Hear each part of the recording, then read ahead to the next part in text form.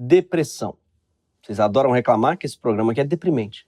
Mas a gente poupa vocês de vários programas que a gente considera que seriam deprimentes demais. Sim, a gente faz isso. A gente é fofo, não parece, mas a gente é fofo.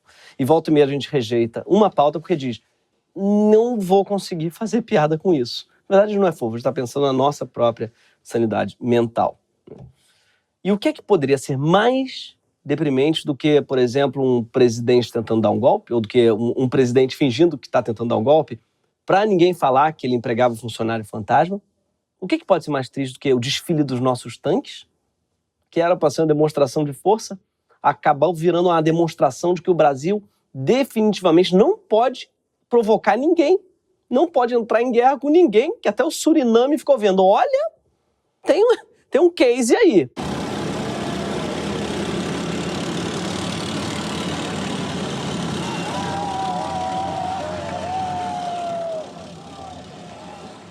Nunca uma cortina de fumaça foi tão literal quanto isso. Como diz a canção, quem é que joga fumaça pro alto? É o presidente.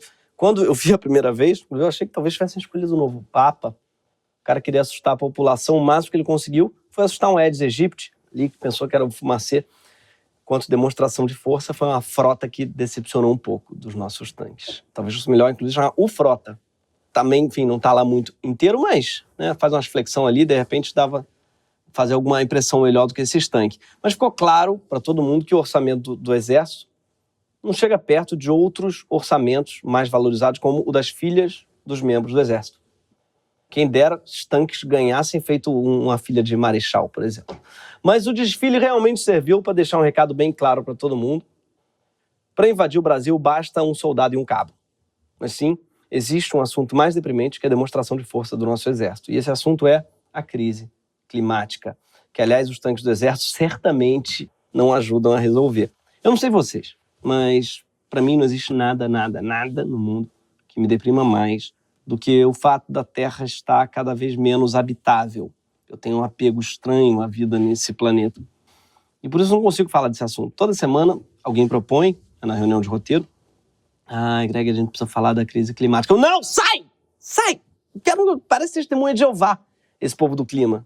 O senhor tem 5 minutos para ouvir a palavra de Greta? Não quero saber. Não quero, gente. Pelo amor de Deus. Existe um termo para isso, né, para esse desespero gerado pela piora das condições climáticas da Terra, que é ansiedade climática. Eu acho a palavra ruim, acho meio brando ansiedade. Ansiedade climática é o que eu sinto quando vai chegando o verão e eu penso que falta um pouco para começar o carnaval, que é ansiedade climática. Em relação à piora das condições de vida na Terra, é uma espécie de desespero climático.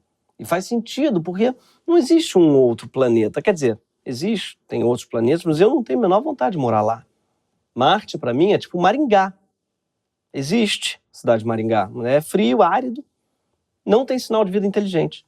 Mas não dá para dizer que ninguém saiba falar do fim do mundo de uma maneira carismática, que todo mundo ouça, né? Porque um dos maiores sucessos desse país é o hit Minha Pequena Eva, apesar de não ser originalmente desse país. É italiano, sim, mas foi gravado no Brasil pela primeira vez pela banda Rádio Táxi, nos anos 80. Não existe nenhum nome de banda mais anos 80. Rádio Táxi. Se fosse hoje em dia, eu acho que chamaria Uber. É o fim do planeta Terra e da humanidade. Mas não é o fim da espécie humana, porque houve quem conseguisse escapar numa nave espacial. É este o tema da música gravada pelo conjunto Rádio Táxi. Meu amor, olha só, hoje o sol não apareceu. É o fim da aventura humana na Terra. Sim, eles achavam que a aventura humana na Terra ia terminar numa grande explosão. Saudade dessa esperança, não é? Que não ia ser todo mundo ficando mais quente, mais sem água, mais se fudendo. Mas se você tem menos de 35 anos, você provavelmente já tinha ouvido essa música em outra versão bem diferente da banda Eva, né? Que está aí transformando o fim da aventura humana na Terra num motivo para sorrir e pular e ser muito feliz desde 1997. Olha bem, meu amor, o final da Odisseia terrestre. Rock in Rio, vamos voar, tira o pé do chão. Minha pequena Eva, o nosso amor na última nave. É outra alegria, né? Ninguém nunca falou do apocalipse com tanta euforia. É o fim da odisseia terrestre, tira o pé do chão! Sim, claro, tem que tirar o pé do chão, até porque o nível do mar está subindo. Então o único jeito que a gente vai ter é tirar o pé do chão. A Ivete está certíssima. Ivete, aliás, cantando sobre o fim da aventura humana na Terra, com o maior sorriso já visto, né? Parece que para ela é uma puta ideia, deve ser por isso que ela não se pronuncia sobre o governo Bolsonaro. Claro, para ela é maravilhoso esse fim da odisseia terrestre que o Bolsonaro está proporcionando. Ela já tem até um abadá garantido para essa última astronave aí, por isso que ela está nessa alegria toda. E assim como Ivete, tem muita gente que tem reagido à piora da vida na Terra, se preparando para sair dela. Sim, enquanto hoje, no Brasil está rolando um cheiro de 64 no ar, com esses tanques na rua. No resto do mundo, parece que a gente está voltando para 69. Sim, para 69. E como sabemos, o cheiro de 69 não é lá muito bom. É difícil enxergar um futuro, difícil enxergar qualquer coisa no 69. Impossível enxergar uma luz no fim do túnel, por exemplo. Por isso que hoje, a única coisa que a gente consegue enxergar é um cuzão. Porque a gente está em 69. Mas chega de brincadeiras do duplo sentido, a alusão a 69 não vem disso, vem do fato de que a gente está assistindo uma corrida espacial hoje.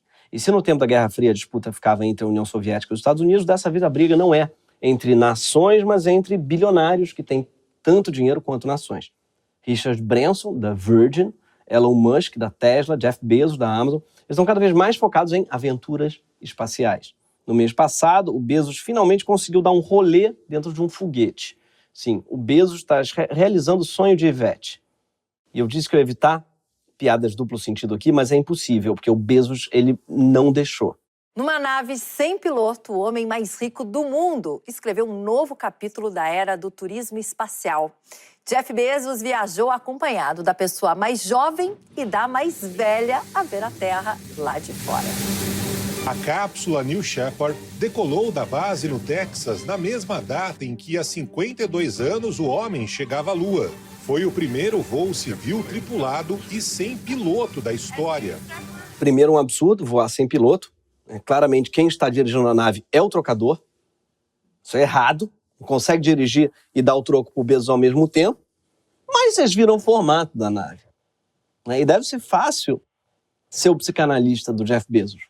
Que ele deve olhar para a nave que o cara fez e dizer: olha, seu Jeff, tá fácil demais para mim. Eu não quero nem analisar isso.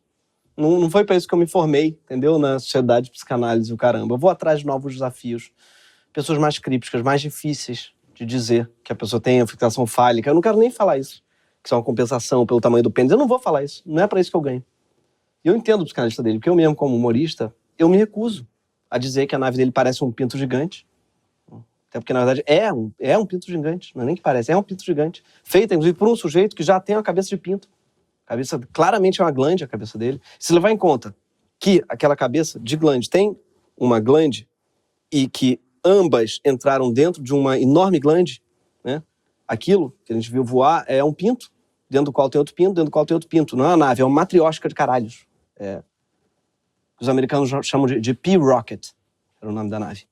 Mas a parte mais patética da viagem do Bezos é que ele acha que, com esse turismo espacial, ele está fazendo bem para a humanidade. So for me, I'm very lucky because I feel like I have a mission-driven purpose with Blue Origin that is, I think, incredibly important for civilization long-term. So what does money mean for you, being the first person in history that has a net worth of three-digit amount of billion? The only way that I can see to deploy this much financial resource is by converting my Amazon winnings into space travel.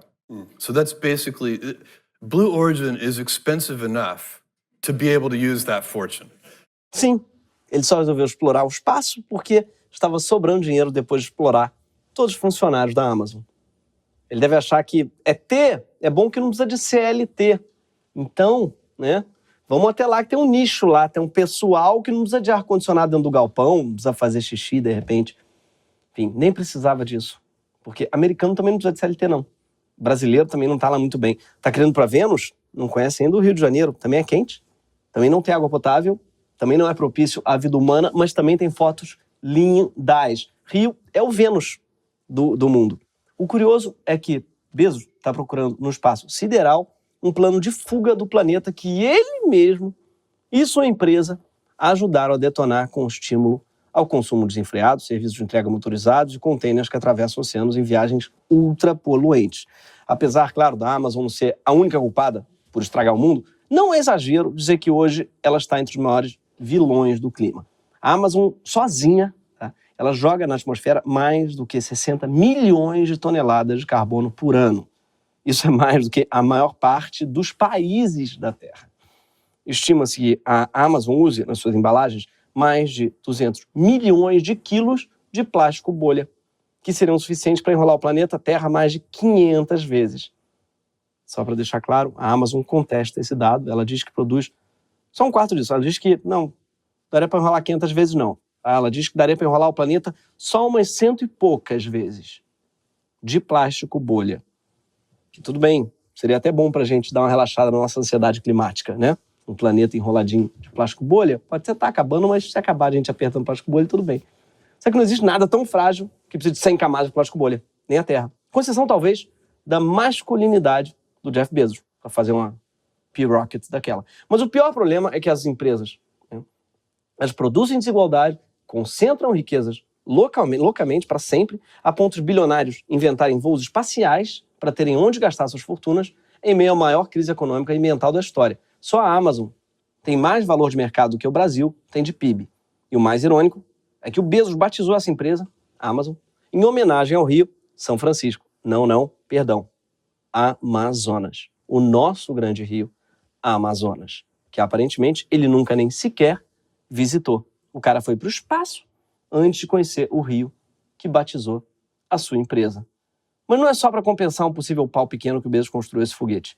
O bilionário já disse algumas vezes que está assustado com o que vem acontecendo no planeta. Nos últimos 2 anos, enquanto a pandemia já matou mais de 4 milhões de pessoas, outros eventos também assombraram o mundo. E não estou falando das lives de sertanejo, nem do retorno dos tribalistas. Eu estou falando de catástrofes climáticas de proporções cada vez mais devastadoras, numa frequência cada vez mais acelerada. Até os cientistas do clima, aqueles acusados de serem apocalípticos, eles estão surpresos. Por quê? Porque eles tinham previsto o cenário que a gente está vendo agora, só que tinham previsto para décadas mais para frente. 2020 foi o ano mais quente da história e bateu o recorde de furacões também, o que inclusive gera uma outra complicação nos Estados Unidos, que é o tiroteio, sim. Que aparentemente existe uma moda nos Estados Unidos que é atirar no furacão. Uma delegacia da Flórida, inclusive, chegou a pedir encarecidamente que os americanos parassem de atirar no furacão Irma. Que aquilo não funcionava para contê-lo. O tiro é a solução americana para qualquer coisa. Eles acham que vão resolver o problema do aquecimento global dando tiro no termômetro. Que bom que eles estão aqui, vão ficar dando tiro em enchente. Dando tiro não adianta, gente. Inclusive o tiro, talvez inclusive volta. Não entendo nada de física, mas vai que. Né? Eu não arriscaria não. Tá bom, pessoal? Já 2021 não está mais animador do que 2020. Pelo contrário, mudanças radicais geraram emergências climáticas pelo mundo todo nos últimos meses. No intervalo de poucas semanas, enchentes deixaram parte da Bélgica, Holanda, Alemanha, Suíça e França debaixo d'água, enquanto o Canadá e os Estados Unidos enfrentaram ondas de calor que bateram 50 graus. Dezenas de inundações atingem a China desde julho, deve acontecer ainda em agosto. A Grécia e a Turquia, 2 países vizinhos atingidos pela pior onda de calor em décadas, lutam contra incêndios há quase 2 semanas. Os focos de incêndio também estão ativos na Itália, Albânia, Macedônia do Norte e países do norte da África. Essa semana saiu um novo relatório do IPCC, o painel do Comando da Capital. Não, o painel intergovernamental sobre mudanças climáticas, que reúne os principais cientistas de clima do mundo. E o relatório conclui que essa última década foi a mais quente dos últimos 125 mil anos. Ou seja, a década mais quente da vida do Sarney. Mas segura que vai ficar pior. Algumas mudanças climáticas que a gente vai experimentar já são irreversíveis por séculos. E já não há nada que a gente possa fazer para evitá-las no curto prazo. No médio prazo, ou seja, daqui a 50 anos, ainda tem coisas que a gente pode fazer. Basicamente, a vida vai ficar impossível em todo esse pedaço do Brasil por causa do calor mesmo. Isso só por causa do calor. Em outras áreas vai faltar água, comida, vai sobrar doença, justamente por conta da destruição de praticamente a metade do país. E o mais trágico, mas o mais trágico mesmo, é que pelo mapa a cidade de Maringá aparentemente não será atingida. Mentira, será sim, pode ficar tranquilo. Por enchente, seca e ondas de calor. Mas como é que a gente chegou até esse ponto? A resposta está basicamente no que a gente fez nos últimos 30 anos. A humanidade está há 3 décadas se comportando como a gente aqui no Greg News, evitando falar de mudança climática, evitando falar de crise climática, apesar da ciência já ter certeza de que a crise ela é real. A gente sabe exatamente o que está acontecendo, pelo menos desde 92, quando a primeira conferência global que tratou sobre o clima foi feita aqui mesmo, no Rio de Janeiro, já com base em evidências sólidas de que o mundo estava enfrentando uma crise sem precedentes. E sabe o que a gente fez desde então? Quebrou nossos recordes de emissão de gases de efeito estufa. Mais de metade das emissões de CO2 dos últimos 300 anos foi feita nos últimos 30. Depois da Rio 92, quando a gente já tinha total ciência do problema, a humanidade, ela definitivamente ela não pode ver uma placa de proibido. Aposto que teve gente achando mais gostoso o emitir carbono depois que a gente descobriu que aquilo estava acabando com a nossa vida. Antes da pandemia, a gente não tinha conseguido nem deixar de aumentar as emissões a cada ano. Como disse a Dilma, a gente nem colocou uma meta, a gente deixou a meta aberta, mas quando a gente atingiu a meta, a gente dobrou a meta. E assim, cada vez mais eu tenho certeza que a Dilma previu tudo. Eu estou esperando só o momento em que a gente vai descobrir que por trás de cada criança tem uma figura oculta que é um cachorro. A explicação para essa corrida rumo ao precipício pode estar nas projeções climáticas anteriores, que calculavam que a tragédia afetaria as próximas gerações, quando todos nós aí já não estivermos mais nesse planeta. E aí, né, era o princípio de cada um com os seus problemas. Esse povo aí jovem não é comigo, isso daí nem entendo direito, acha que eu sou cringe, põe divide de cabelo ao meio, entendeu? Não entendo, então também é com eles. Passa o dia no TikTok fazendo dancinha, vai nem notar. Vamos estar fazendo dancinha, o mundo vai estar acabando lá atrás, não vão nem ver. Só que esses estudos mais recentes têm apontado para um paradigma novo, com mudanças mais próximas, muito mais desastrosas. Essa pica não é mais dos nossos netos, não, amigo. Essa pica é nossa também, irmão. Porque a verdade é que a gente não se importa muito com o que vai acontecer no futuro distante. Se você me chamar para um debate sobre os limites do humor em Maringá, em 19 de novembro de 2022, eu topo agora, bora, claro. Mas, no dia 18 de novembro de 2022, eu vou ficar com ódio do Gregório, do passado. Eu, hoje. Então, a humanidade hoje ela chegou na véspera do evento que a gente marcou há 30 anos, achando que nunca ia acontecer. Não dá nem para bater na pessoa do passado, porque ela não está mais presente. Essa é a malandragem das pessoas do passado. Elas somem quando a gente mais precisa bater nelas. As consequências do aquecimento global projetadas antes eram otimistas perto do que já está acontecendo e do que está por vir. Lá em 92, os cientistas já tinham previsto efeitos dramáticos no clima causados por gases de efeito estufa, com aumento de 1,5 graus Celsius na temperatura média da Terra. Só que como a gente não só não reduziu as emissões, como aumentou mais ainda, este aumento na temperatura pode ser de 2 ou até de 3 graus Celsius. E aí, amigo, ninguém sabe o que pode acontecer. É meio como comer mais 2 brigadeiros de maconha, que você acha que o primeiro não está batendo. Demora para bater, gente. Cuidado, tá? Se eu pudesse dar uma dica para essa juventude, essa dica seria: demora para bater, mas vai bater. A ficha já caiu para muita gente. A União Europeia ela anunciou um mega plano de recuperação da economia pós-pandemia, chamado de European Green Deal, ou Acordo Verde Europeu. O bloco vai investir 1,8 trilhões de euros para reduzir as emissões de gases de efeito estufa em mais de 50% até 2030 e se tornar o primeiro com emissão zero até 2050. Uma projeção bem otimista essa deles, de que vai ter 2050. O plano europeu ele é gigante, vai de estratégia de redução das emissões até o aumento das florestas do continente por meio do plantio de 3 bilhões de árvores até 2030. Já os americanos trocaram o negacionista Donald Trump por Joe Biden durante a pandemia e já receberam um pacotaço verde de 2 trilhões de dólares chamado Green New Deal. Quando um pacote verde custa mais de 2 trilhões, você vê que o preço do green está muito inflacionado. A China anunciou em março um investimento de 1,4 trilhões de dólares em infraestrutura.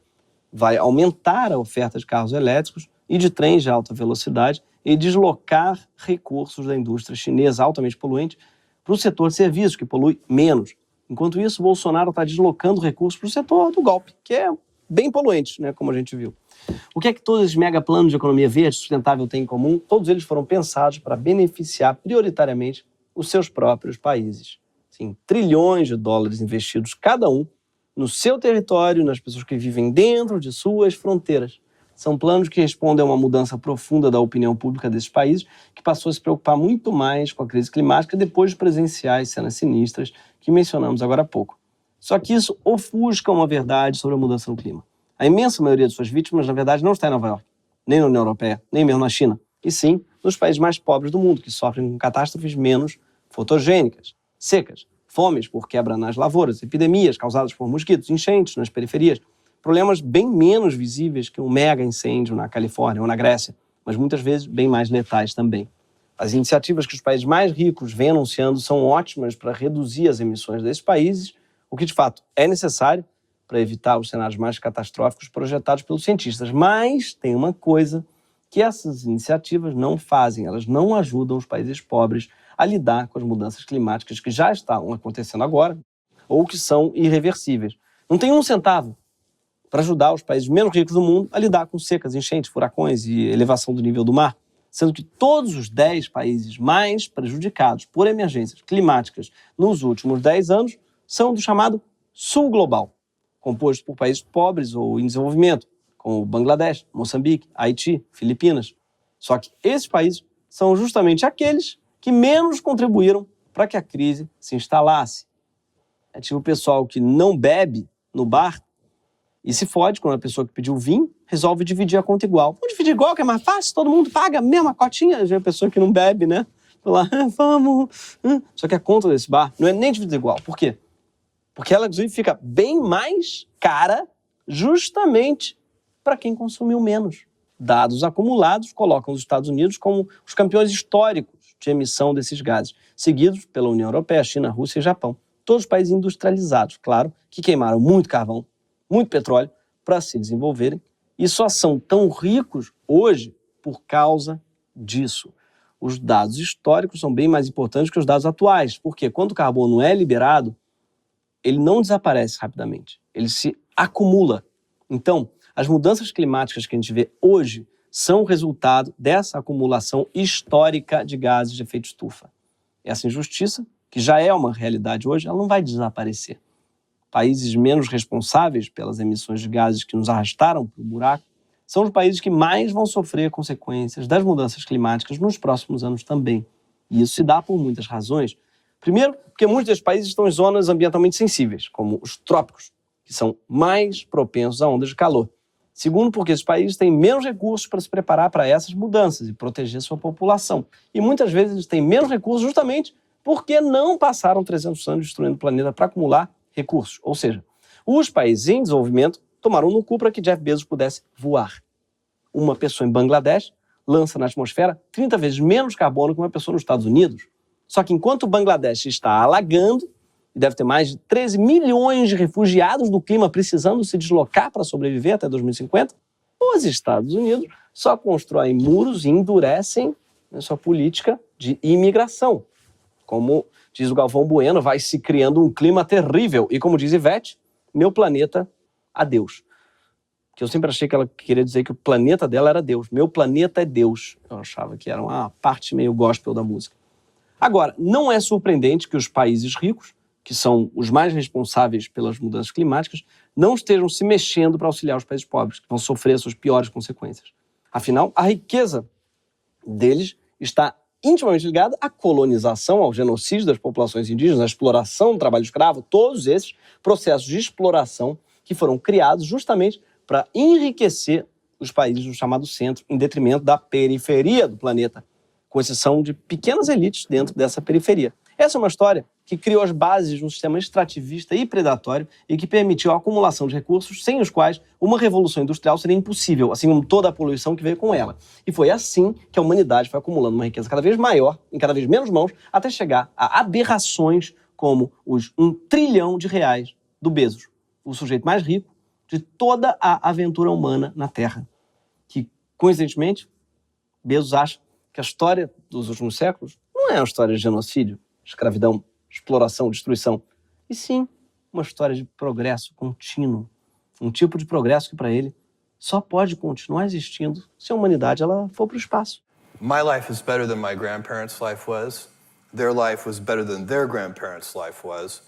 And we all want our grandkids' lives to be better than ours. And we want their grandkids' lives to be better than theirs. That's called progress.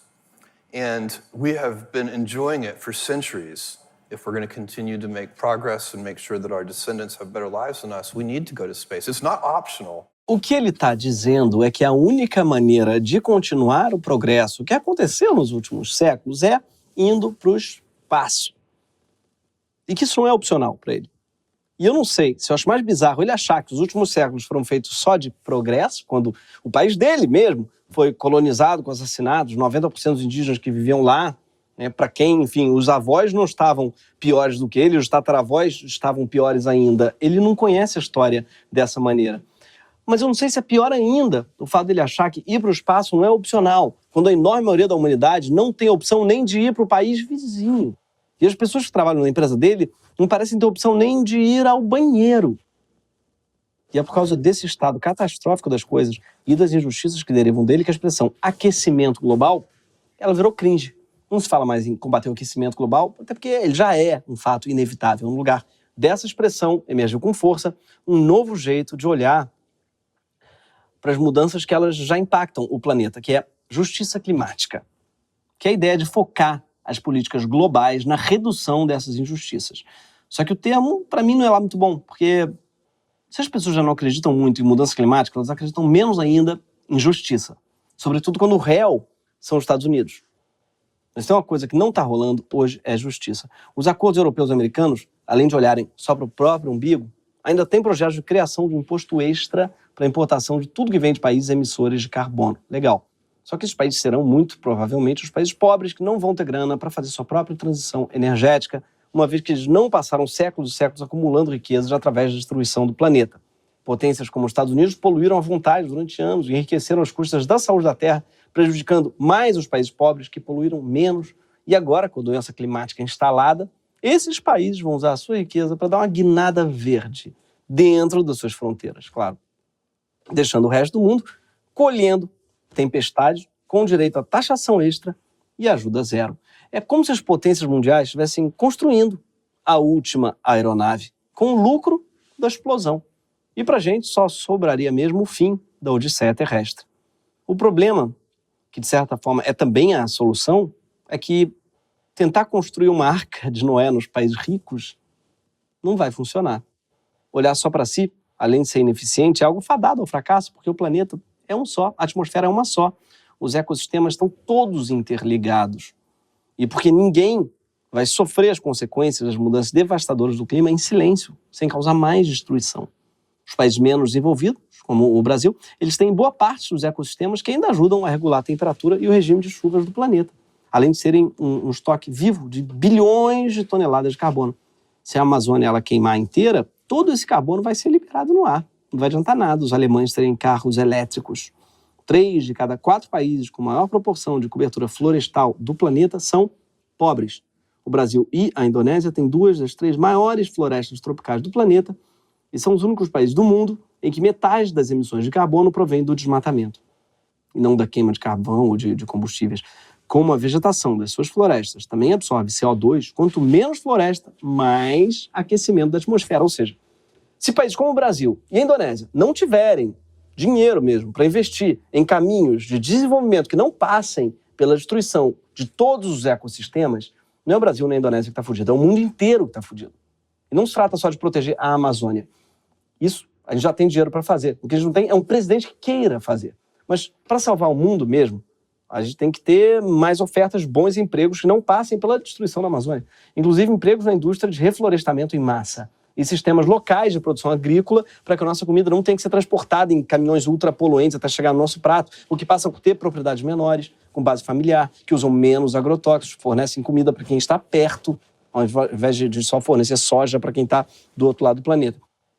E um monte de outras medidas que, no final das contas, vão ser melhores não só para o planeta, mas, sobretudo, para a gente também. E essa é a boa notícia no meio do apocalipse, é que a verdadeira solução para o desespero climático, o único jeito de salvar o mundo é fazer um mundo melhor para todo mundo, com menos bilionários, com certeza, e com menos pobreza também, com ar mais respirável, com água mais limpa, com energia mais sustentável, com comida sem veneno. A única saída para a crise climática é a justiça climática. E uma coisa que também ajudaria bastante seria o Bezos ir para o espaço, mas de vez.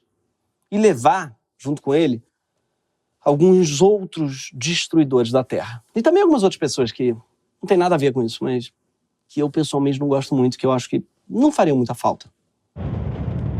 Meu amor, olha só a piroca que apareceu. É o fim dos cuzões que acabaram com a terra. Abraços, beijos, adeus. Leva a van, a Samarco e o Santander.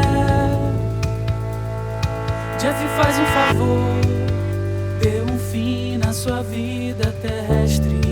A Amazon vai acabar. Não tem problema, leva a nave, ainda cabe o Bolsonaro. Garanto que Elon Musk ainda fará um filho com você. Aproveita e leva Mala vai a Merbal e o Silvio Santos. A Faria Lima também pode embarcar. Todinha com você. E a Jovem Pan inteira leva. E todos que defendem voto impresso. E o vôlei masculino menos o Douglas. Ele tem que ficar. Aglomera e leva a estátua do Borbagato e o obelisco. Os poetas desconstruídos pro Instagram.